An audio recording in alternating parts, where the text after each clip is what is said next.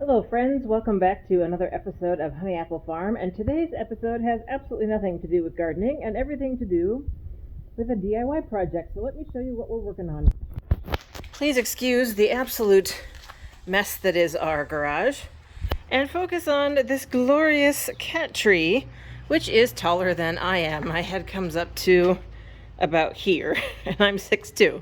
So we found this. It was listed, let me back up so you can get the whole picture here. Isn't that glorious? It was listed for free in the Tulsa remote community. And the first time it was up, I was too slow to grab it. And then it came up again because the original deal fell through. And I was like, absolutely, yes, please. As you can tell, it needs to be either recarpeted or roped. But the whole thing is incredibly sturdy. And if you guys have never looked at the price of new cat trees, holy God, these things are expensive. So this has been sitting in the garage probably for a couple of months. And I've been waiting for some time to just get in here. It needs to be vacuumed, not just because it's been in and amongst the pine needles, but there is cat fur and stuff on it. But it's in really good shape. I don't think this is going to actually take all that long. So let me get to work.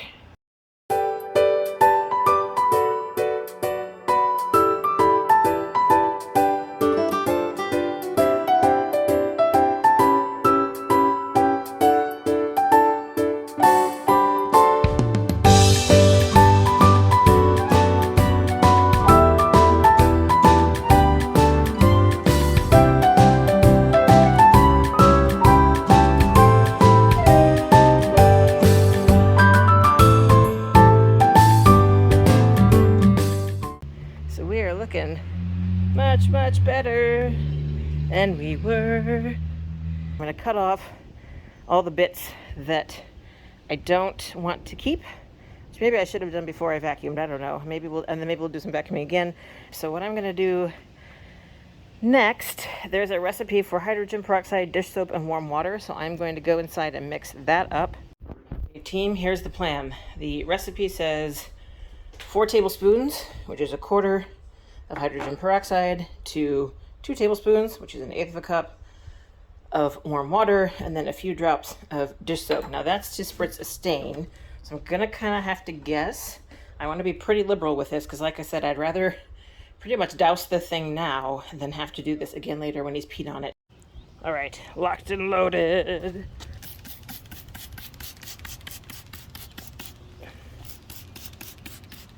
Spritz. So I spritzed everything, and I've used not nearly as much as I anticipated. So I guess we're gonna go for a round 2, because I guess it will keep. It's water and hydrogen peroxide and dish soap, but I'd rather use it up.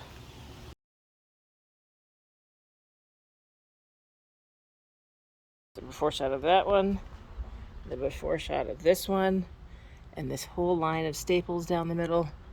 This is not the best wood. It's pretty soft. My guess is it's pine.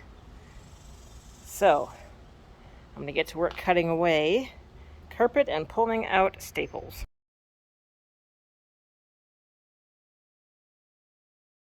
We're getting there. I have cut off all the way around here. I can't keep cutting this off because I think this piece and this piece are the same piece. So I'm going to have to figure out how to somehow cover up or glue down those ends so that they're not doing any weird stuff. And the same thing, well, not the same thing here, but this is so tightly wedged and probably screwed into this one that although I've cut the carpet all the way around, I can't get it out from where it's wedged in there, at least not yet. I'm going to keep trying.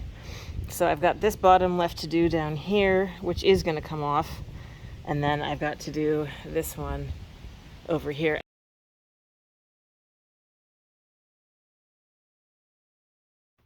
Okay, friends, she's ready for washing. She's pretty good, isn't she? Time to take her out back and hose her down.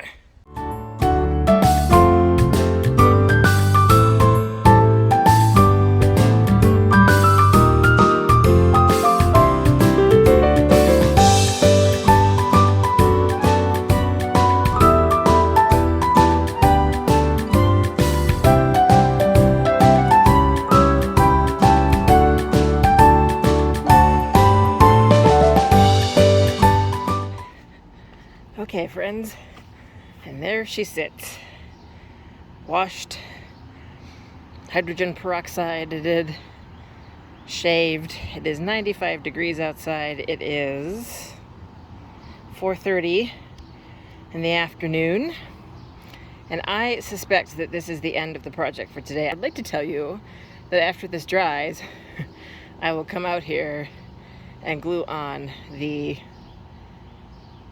rope, but in all reality that will probably be tomorrow. This is going to take, you know, at least an hour or two to dry, and then it will be dinner time, and then we need to head down and stake out our place for the fireworks. So I'm going to leave it here for now.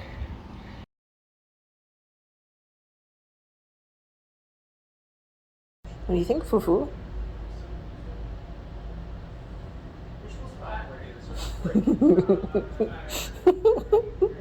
Yeah?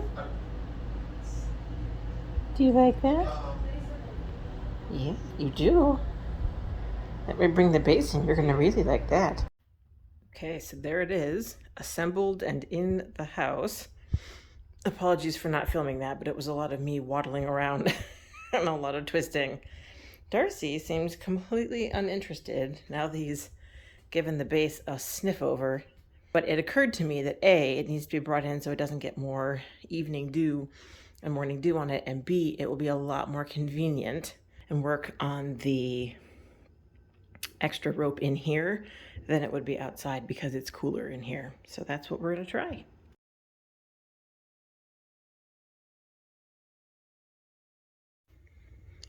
Good morning, friends. It is the morning after bringing in the cat tree, and good news. Performed the old sniff test this morning. Not a single smell of cat pee to be found. Woohoo!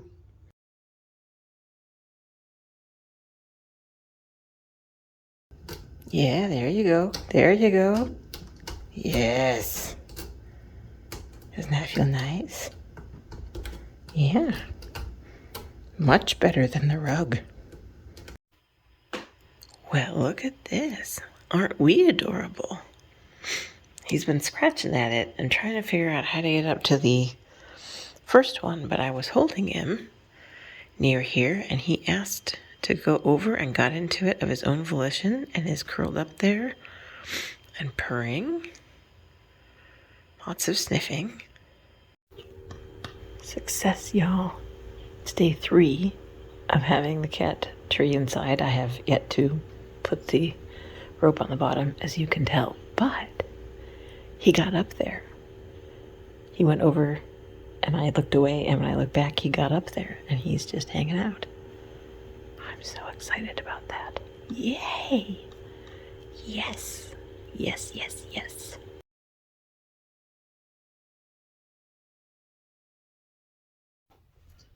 Good morning, folks. It is a few days after the initial cat tree adventure, and I am waiting for the rain to stop and thought I would finish this off. And it's a good thing that I stopped to read the directions. We were going to use Gorilla Glue because it's what we have in the house.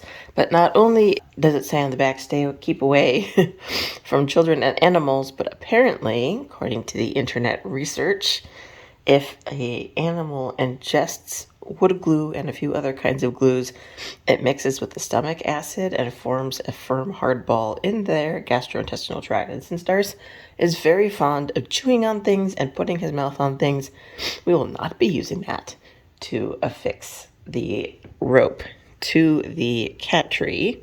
I'm going to try to wrap it, just wrap it tightly enough that it will stay where it's meant to stay. So let me unwrap this rope and see what we can do as far as wrapping.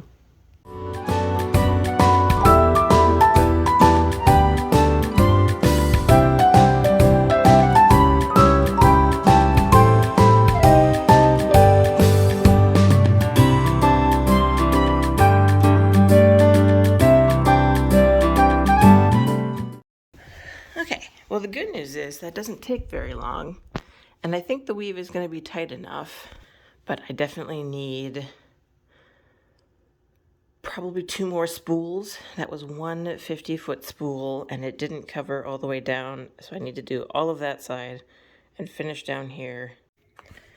I think I forgot to mention we're using natural sisal fiber rope so that if he does chew on it, as he is wont to do, there shouldn't be anything in there that will hurt his system. It is 3/8 of an inch. We had wanted something a little bit thicker.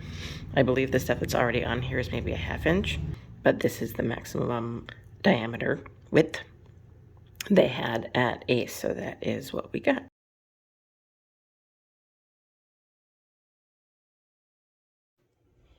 Okay, so there she be, a newly re-roped cat tree. It would have been nice to get that bit in the middle there, but I just don't see how. So I'm letting it go, even though the perfectionist in me would like to fix that. And I may try to trim off some of that bit up there, and that's it. Hooray! Okay friends, that's it for today's adventure. I hope you enjoyed this detour from growing things. I know that most of what's on here is growing things and garden things, but I do also like these kinds of upcycling home DIY projects. I don't do a lot of them, but I enjoy them, and I hope to be doing more of them as time goes on. So thanks for coming along today, and I will see you soon in my next video. Bye for now.